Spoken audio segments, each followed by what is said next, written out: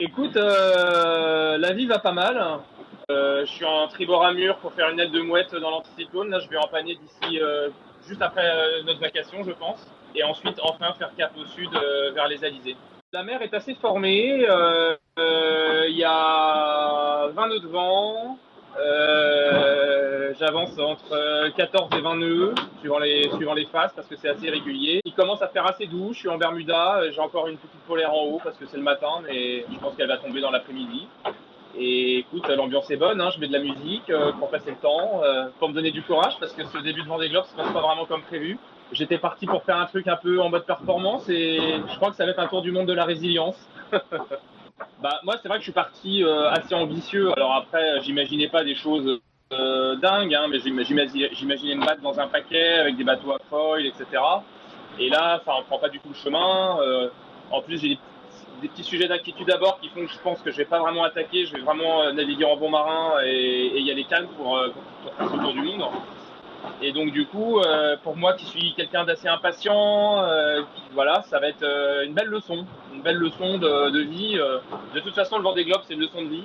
Mais là, ça va l'être parce qu'il va falloir que j'apprenne à être patient, que j'accepte aussi que tout se passe pas comme prévu, que les rêves quelquefois ils se réalisent, mais pas tout à fait exactement comme escompté. Donc c'est un peu mon cas là. Donc voilà, je me suis un peu reformaté le cerveau en changeant mes objectifs et en essayant d'écrire une nouvelle histoire dans ma tête parce que ça reste le Vendée Globe, ça reste magique et ça reste de dingue de faire un tour du monde en solitaire sur un bateau comme ça. De toute façon, ce Vendée Globe, j'ai envie de le terminer, et je vais le terminer. Donc soit je passe un tour du monde à pleurer, soit je me ressaisis et j'essaie de voir le bon côté des choses. Et en l'occurrence, c'est ce que je fais.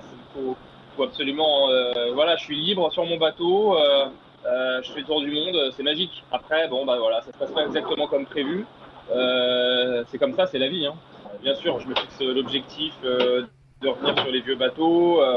Je me fixe pas d'échéance parce que j'ai pas envie de faire n'importe quoi, mais je me fixe comme objectif de revenir sur ce paquet, de le dépasser. Et puis après, une fois que j'aurai passé les vieux bateaux, en fait, qui sont en fait plus, on va dire, en mode aventure, bah le paquet suivant, il est loin. Donc là, on verra. Ça me semble difficile, même si la route est longue.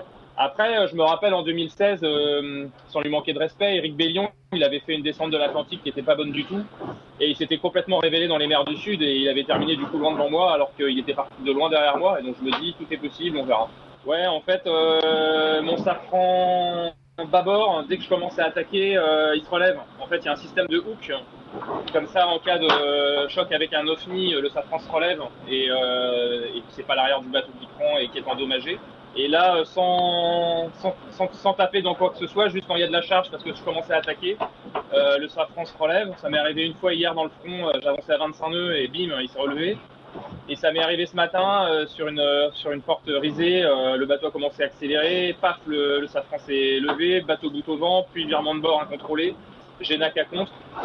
Donc un peu chaud quoi, donc j'ai rétabli la situation. Mais bon, la bonne nouvelle, c'est que j'ai jibé et qu'ensuite je suis en bâbord à mur, donc sur l'autre safran pendant un petit bout de temps. Et je vais essayer de solutionner ça.